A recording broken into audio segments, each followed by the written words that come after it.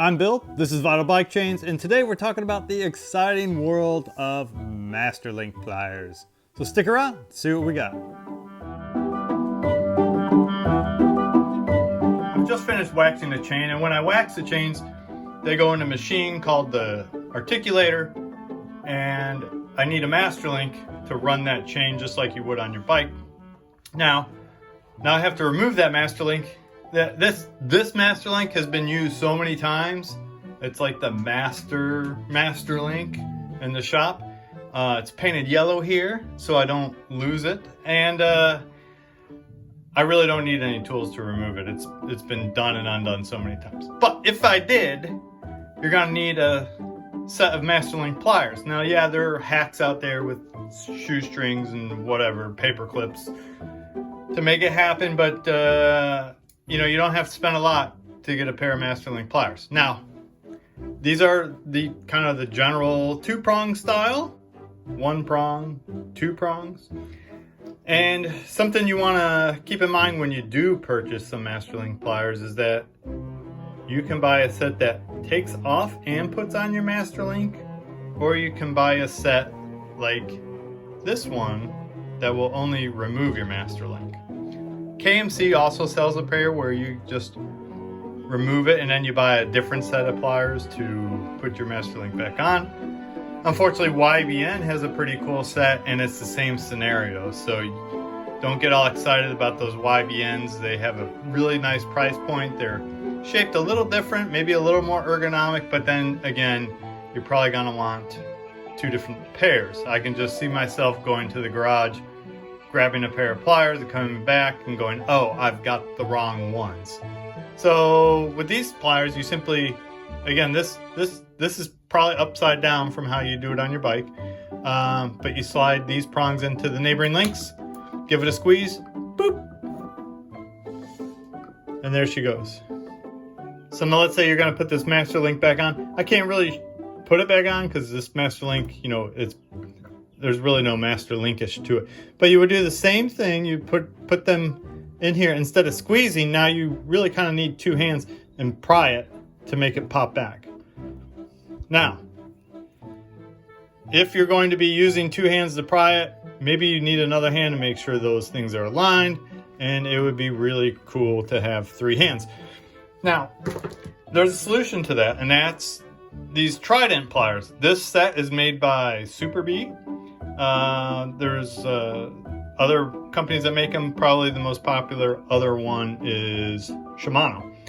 And the price point between the Shimanos and the Super Bees is about the same. So just shop around and see what's on sale. So you'll see on these pliers it does say remove and connect. So to remove, you're going to go sort of in this gap here. And to reconnect it, you're going to use this gap here. So let's say we're going to remove this Masterlink again. Kind of the same thing. Just put it in there and it's a squeeze. Now if I'm going to put that Masterlink back on, well, now I flip it. Now I flip it to these two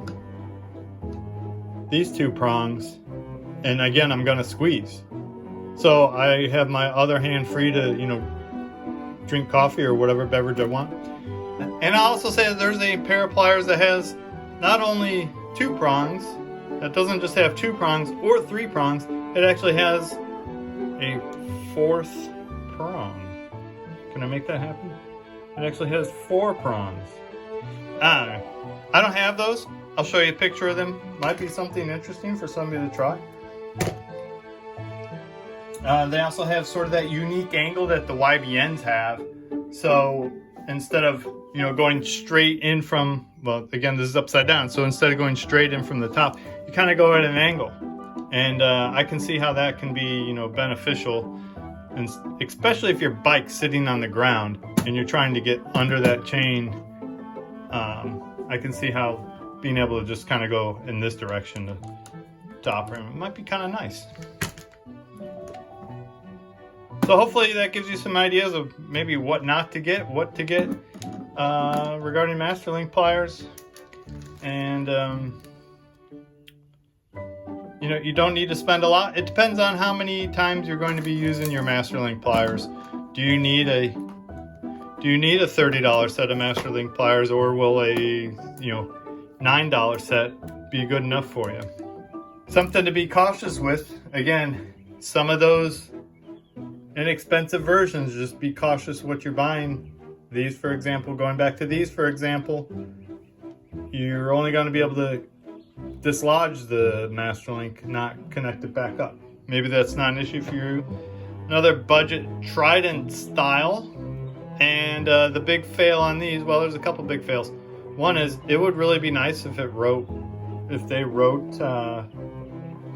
which prongs do what, kind of like the Super Bee ones do.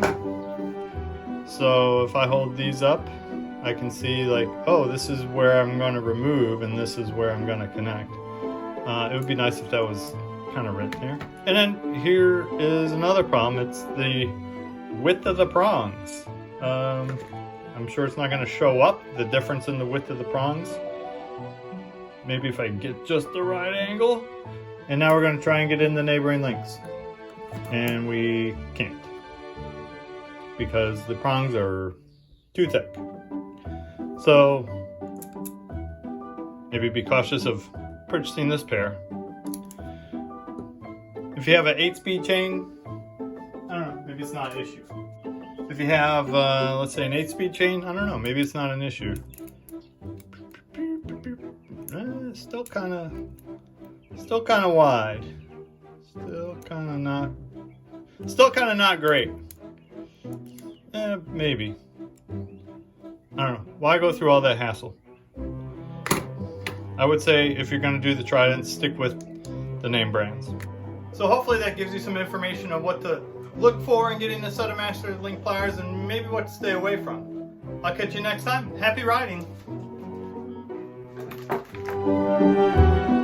Yo, pick up the phone. Hello? What's that? What's up? Yo, where's Dookie? Yo, Duke. Yo. What's that? What's that? Hold on. Hello?